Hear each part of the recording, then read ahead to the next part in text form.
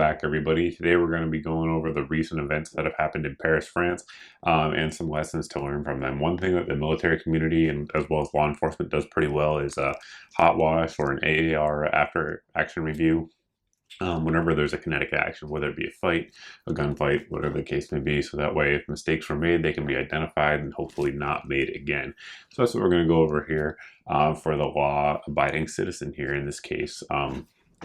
So a few things first and foremost, we send our prayers out or well wishes, depending on your religious beliefs, to the folks over there in Paris, the victims and their families. Obviously, a very large number of people were killed and even larger number of folks are still in the hospital recovering.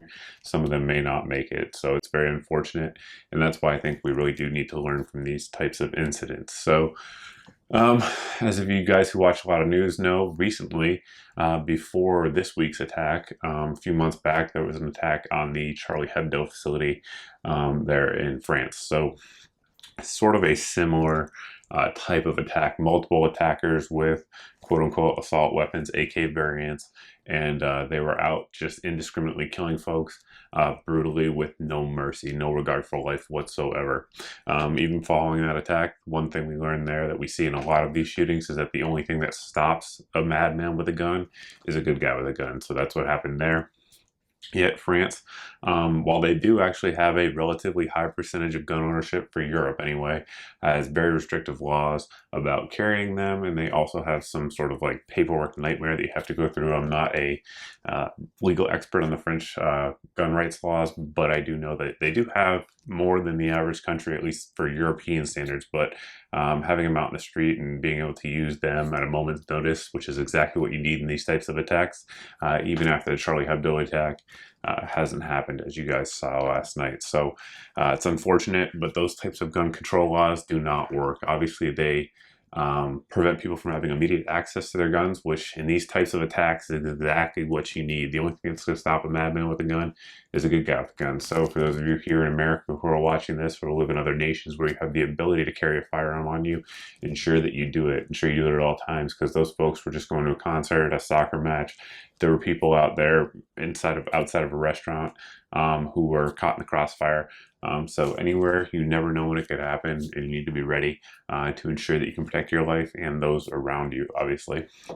One thing that we also saw in both of these attacks, the one last night, at least as of now, as of the reports that we're seeing now, was that there were 3 separate teams of terrorists out there looking to kill as many people as possible. So with that, you see multiple attackers, just like the Charlie Hebdo attack. There's been several attacks on the U.S. where it's been the case, where there's been multiple attackers in the U.S. We've also had, of course, lone wolf attacks as well. So there's obviously a mix of both. You don't know what you're going to encounter. So one thing that you may want to consider is capacity. If you're not going to carry a sort of a larger capacity gun with, 13 to 15 rounds, you may want to consider at least carrying a backup mag, so that way you have enough rounds to get through the gunfight, because especially if you're carrying a pistol, the lethality is obviously going to be questionable up front, especially if you're confronting someone with a rifle, and you definitely want to have that capacity. There's never been a person that survived a gunfight and said, man, I really wish I didn't carry this many rounds, they were so heavy, wish I didn't do it. So I definitely want to think about the capacity that you're carrying. I myself am guilty of this at time of not carrying enough rounds, but definitely something to consider out there, because you don't know when it's going to happen. Now, one other thing that we want to look at here is just the politicization of these types of events. So I posted some articles and stuff over on my Facebook page, and folks got very offended by it, said we shouldn't be politicizing this at this moment. Well, I try to keep politics largely off the channel, at least as it doesn't apply to gun rights anyway. And one thing I want to point out is look at the Newtown shooting. So folks on our side of the aisle were saying that we shouldn't be politicizing this, we shouldn't be having a rush to judgment and just trying to push our agenda after these attacks. But what happens is the other side always will. They won't let a tragedy go to waste, to quote some folks on that side of the aisle. So if we don't push back, they will push. Look at the laws that got passed in Connecticut, New York, etc., following these types of attacks. So we always need to be mindful of that and always be pushing our agenda forward and our point forward, which is the correct one, is that humans obviously have the inherent right to self-defense. No other animal species in the world doesn't have the right to defend itself. If there's a deer getting attacked by a bear, another deer can come and defend it as well as a deer getting attacked. I mean, that is animal nature. As human nature, we have the right to defend ourselves, and we shouldn't apologize for it. And obviously, as humans, the attack could come from a madman with a gun, as we've seen this week. So we need to be able to retaliate with similar force. No doubt about it. We need to retain that right and continue to fight for it. So, lessons learned: have a gun. Have a gun at all times. Whenever you leave the house, or even in your house, a lot of folks do carry in the house. Have access to it, because you don't have time to unlock your safe, load your gun, and get into the gunfight. You need to do it immediately.